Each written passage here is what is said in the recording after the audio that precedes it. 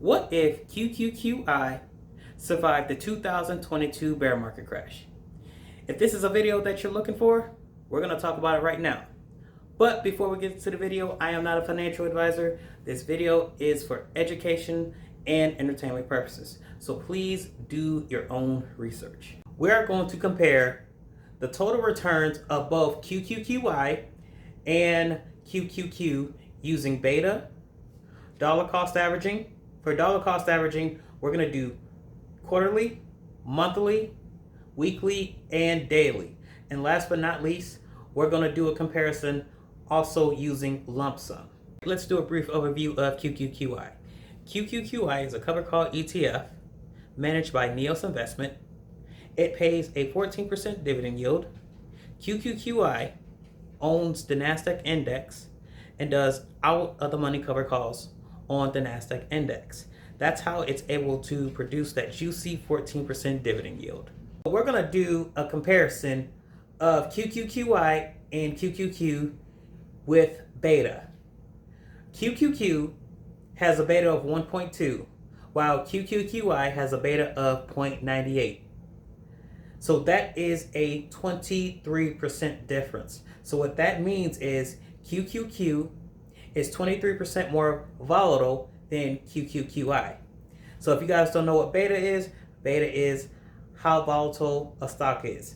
So beta can range from anywhere to 0 to 3. The higher the beta, the more volatile the stock is. Not just stocks, but ETF as well.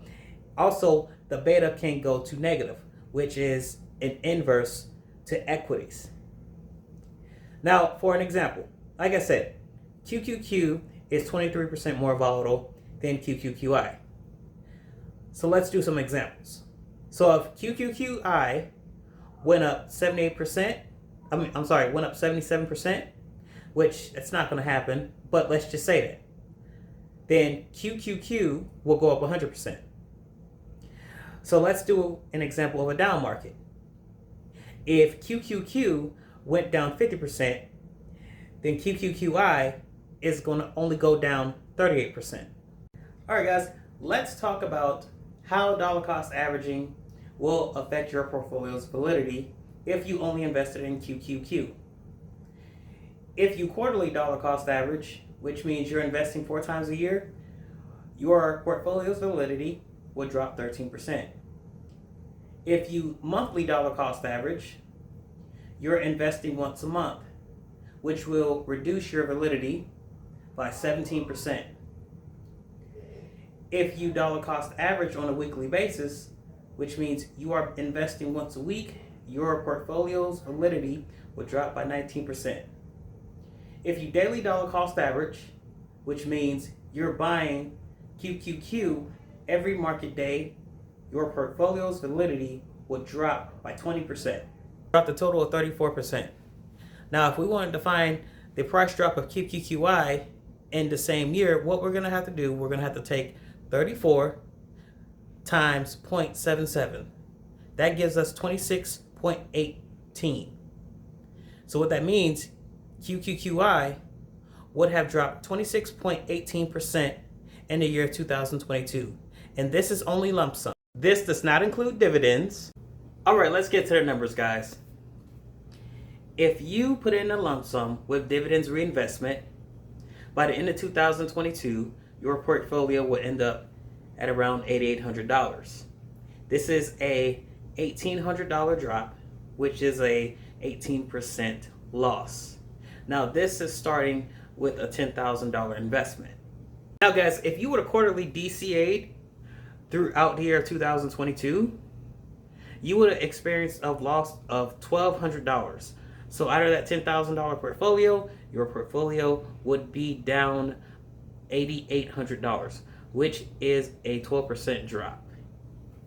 If you would have dollar cost average on a monthly basis, your $10,000 portfolio would drop down to $9,200. And don't forget, guys, this is the total return.